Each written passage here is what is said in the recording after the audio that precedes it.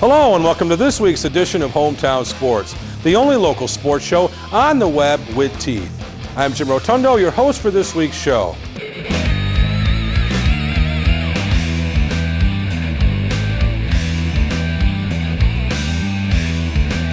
Late-breaking reports on the stories that matter to you. News has just learned that New York Governor George Pataki will For complete coverage of the news that affects you, WBNG TV Action News, live, local, late-breaking.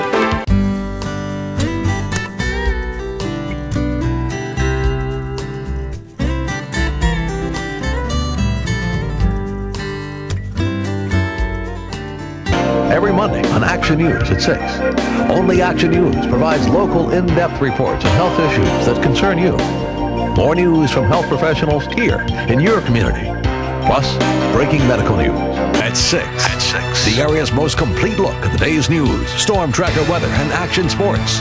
The news you need weekdays right after Oprah at 5, 5:30, and 6. WBNG TV Action News, your news leader.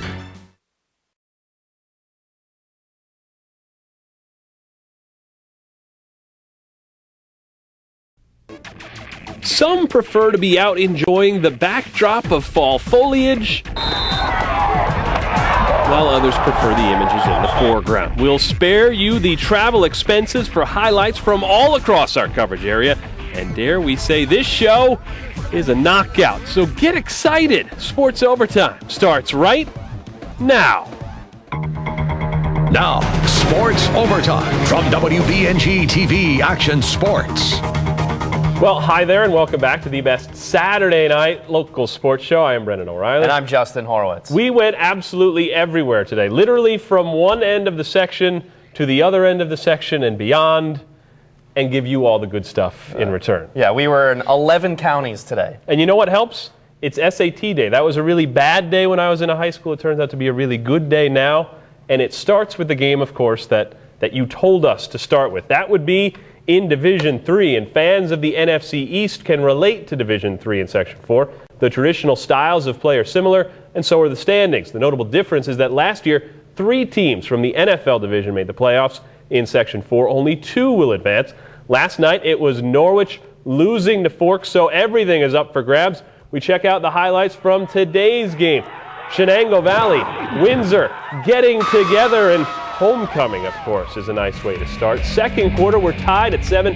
Third and 11 from the 15. David Getz, he's looking. Tim Costello is open in the end zone. Windsor goes into the half up 13-7. But CV tries to get it going. 4th and 6 from the 42. Rocco Testani looking for Brian Stinson. Little screenplay. They pick up the first down and start moving. But another 4th down try. And the Windsor defense coming up big. 4th and 5 on the drive. Windsor stacks them up and gets the stop right there. Later, CV deep in their own end. Testani looking, finds his man, but he turns it over, drops it to the turf, and Windsor able to cover up. Dylan Kay takes it from 11 yards out, and Windsor rolling. 2 minutes to go, and Windsor up by a 21-7 count. CV added a touchdown as time expired, but Windsor a much-needed win to stay in the hunt in Division 3. They pick it up today, 21-13.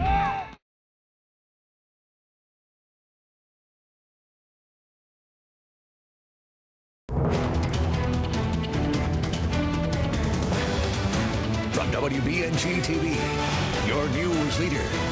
This is Action News at 6. Another bust on Wall Street, the biggest day point plunge seen during this crisis so far.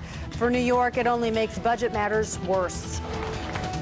My problem with raising taxes is that when we've raised taxes, we suddenly get the idea we can spend again. So, how can the state dig out of its record debt?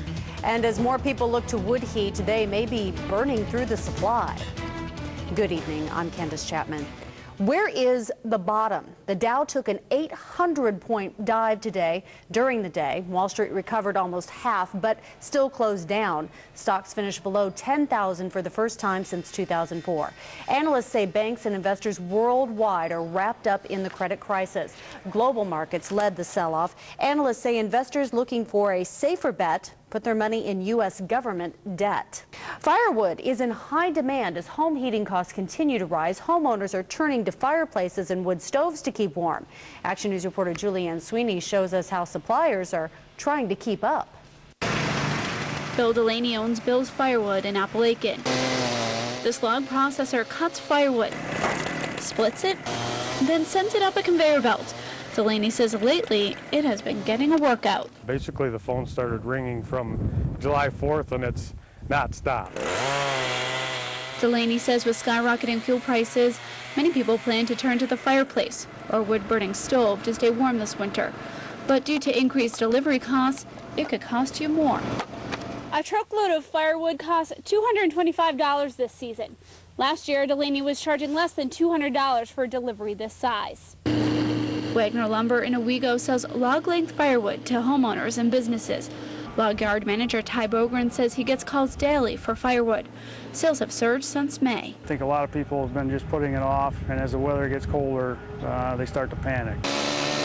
Bill's Firewood senses that panic too, and is hauling 10 truckloads worth of deliveries each week, but fears supply is going quickly. You see loads of firewood going everywhere, and it's crazy. I mean, everybody's thinking, you know, we have to save money, and this is the way to do it. Delaney has never run out of firewood and loved a customer in the cold, but admits it might be too tough a promise to keep this winter. In Appalachian, Julianne Sweeney, WBNG-TV Action News.